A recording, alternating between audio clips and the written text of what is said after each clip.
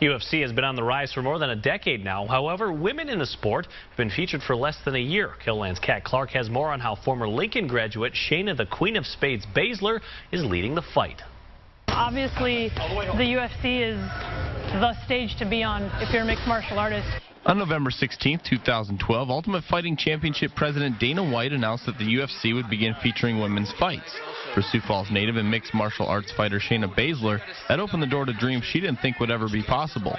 Previous to Ronda Rousey drawing the attention enough of Dana White to adopt it in the UFC,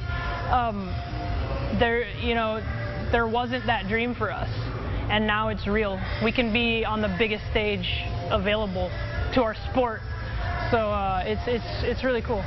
While the women are gaining popularity on the national stage, Baszler says South Dakota is on the brink of exploding with fighters from her home state.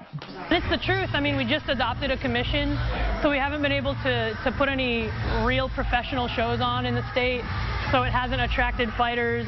You know, it's a trickle-down effect. So, now that there's a commission, I think the timing of all this is just going to make it explode, especially in South Dakota. Baszler has fought not only for her rights as a woman, but also the sport she loves. She holds a 15-8 record as a professional and will be one of 32 fighters competing for 16 spots on this year's Ultimate Fighter reality TV show.